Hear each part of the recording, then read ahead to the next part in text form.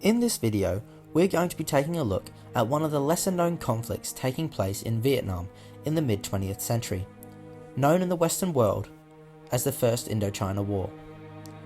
This took place between December of 1946 and August of 1954 and involved the Viet Minh fighting against French colonial forces for the control of Vietnam. It is often a forgotten conflict, as the infamy of the later Vietnam War draws much of the modern day attention. So let's dive in to a summary of the First Indochina War. So looking at the origins of the war, it began after the Japanese surrender in World War II in August of 1945. Japan had been occupying Vietnam as part of the larger French Indochina during most of the war. Consequently, Japanese surrender left Vietnam without a single national government. The famous and well-respected Vietnamese revolutionary, who went by many names but in the popularized Western world became known as Ho Chi Minh, took his chance and declared Vietnam independent on the 2nd of September 1945. However, the arrival of Chinese and British troops that had the job of overseeing the Japanese withdrawal undermined the Viet Minh and its grip on power. The Chinese and British allowed the restoration of French colonial rule, and by late 1946 there were over 50,000 French troops mobilized in Vietnam, and they regained control of the capital. In November of 1946, French naval vessels bombarded the northern port city of Haiphong, killing large numbers of civilians. The Viet Minh retaliated by attacking French positions in Haiphong and Hanoi, though these attacks were repelled by the French artillery and naval guns. By mid-December, the two sides were openly at war. Apart from Ho Chi Minh, there was another incredibly important and influential Viet Minh military leader, Vo Nguyen Giap. Giap had the benefit of a French education, graduating from the University of Hanoi, having studied history and politics there.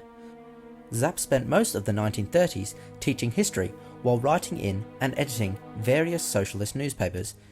In 1939, he had to flee to Vietnam due to his anti-French political activities. Giap would later be in exile in China, where he joined up with Ho Chi Minh and other Viet Minh rebels. After returning to Vietnam in 1944, Giap was given the task of overseeing the Viet Minh's military forces. It is clear that his leadership had a profound effect on the outcome of the First Indochina War.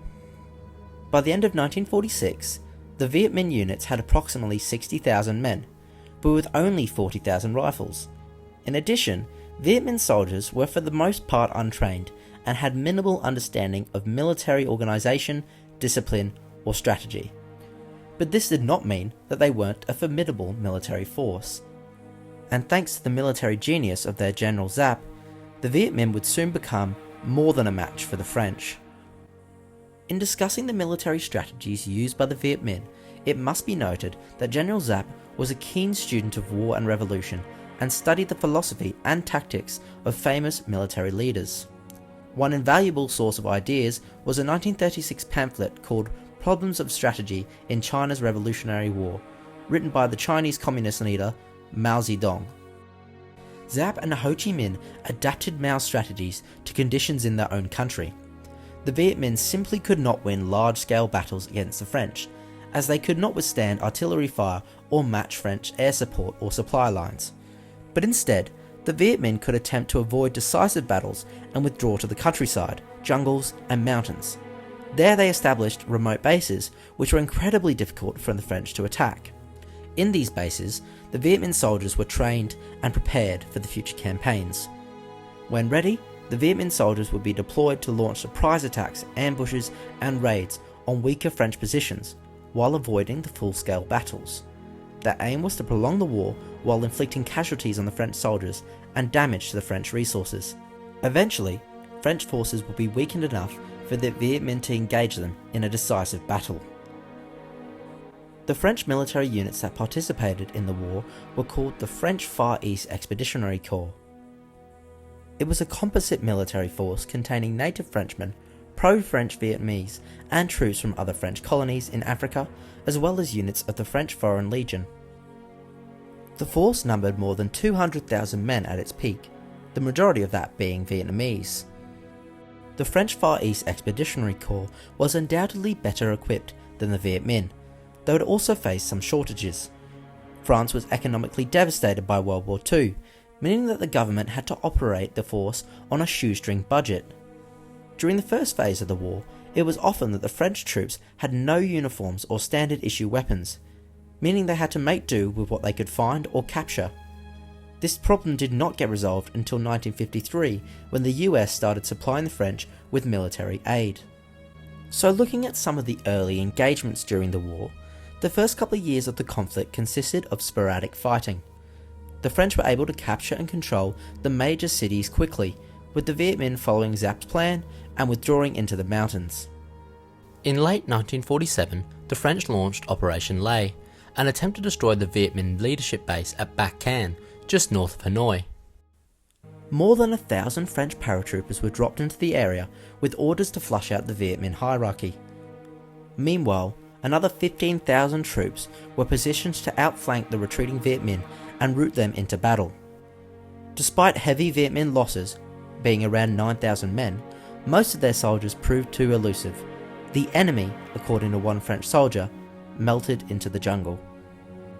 In early 1949, the French were dissatisfied with lack of progress in the war, and so changed their tactics. Paris began negotiating with figurehead Emperor Bao Dai about forming a government. The new regime was to remain part of the French Union, but would be self-governing, at least in theory. Bao Dai agreed to the plan, and the national capital was moved from Hue to Saigon. This was tactical because Viet Minh support was much weaker in the south. Bao Dai's new government was encouraged to form a new military force, called the Vietnamese National Army. This was done by recruiting new soldiers, but also co-opting the private armies run by cultists, warlords and gangsters. By 1952, the Vietnamese National Army had more than 120,000 soldiers and was fighting alongside the French in many anti-Viet Minh campaigns. The year 1952 also saw some of the most bitter fighting of the war, as the Viet Minh launched a series of advances in the north to restore their supply lines and expel the French. When these attacks were unsuccessful, Ho Chi Minh and Giap decided to move men and supplies into Laos, which was Vietnam's western neighbour and another French colony, to further stretch French resources. This shift would facilitate the final decisive engagement of the First Indochina War, that being the Battle of Dien Bien Phu. In early 1954, the French army was encamped at Dien Bien Phu, a heavily fortified base located deep in a valley and near communication links on the Laotian border. Despite the Vietnamese quickly cutting off all of the roads into Dien Bien Phu, making it supplyable only by air, the French were confident of their position. They were thus taken by surprise when Giap orchestrated an attack that consisted of 40,000 men surrounding the base and using heavy artillery fire to break the French lines.